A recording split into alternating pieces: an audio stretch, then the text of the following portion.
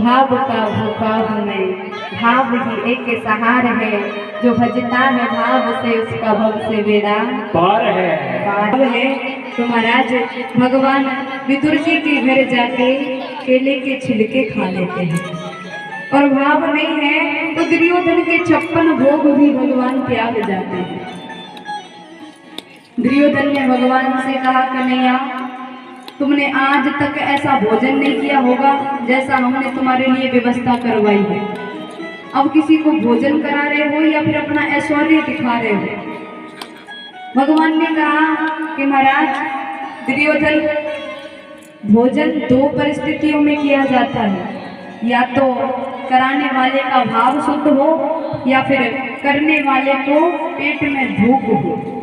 यहाँ 2 में से एक भी नहीं है, ना तो तेरा भाव है और ना मेरे पेट को भूख है, इसलिए मैं तेरा भोजन आज का बुलावा तो महाराज हमारा विदुर काका के घर का है, आज हम वहाँ भोजन करेंगे।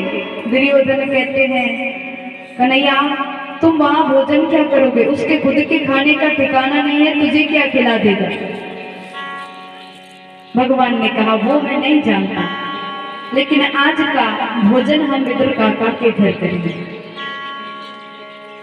हमारा भी भाव अगर विदुर काका के जैसा हो, सबरी के जैसा हो, नरसी के जैसा हो, तो हमारे लिए भी मन चंगा और कठौती में गंगा हो जाएगी।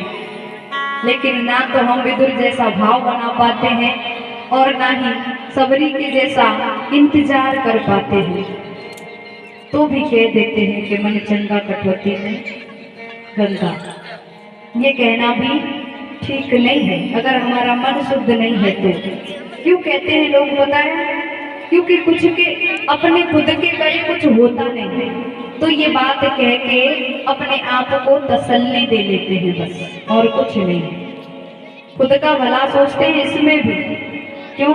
क्योंकि हमसे कुछ अच्छा होता नहीं, तो फिर ये कह के अपने मन को थोड़ी शांति दे लेते हैं। ये बात सत्य है कि नहीं? अपना भाव जैसा होता है ना, हम वैसे ही बातें करते हैं। अगर सच्चे भक्त होते हैं ना, वो कभी ये नहीं कहते कि मन चंगा कटौती में गंगा। वो तो पछताते रहते हैं महाराज कि हमसे तो कोई पुण्य ही नहीं होता है, हम तो पागल हैं, हमको तो ज्ञान ही नहीं है। वो अपने आप को धिक्कारते रहते हैं जो सच्चे भक्त होते हैं। लेकिन यहाँ जो दिमाग चलाते हैं ना, उनके काम में ऐसी बातें आती हैं। के बिहारी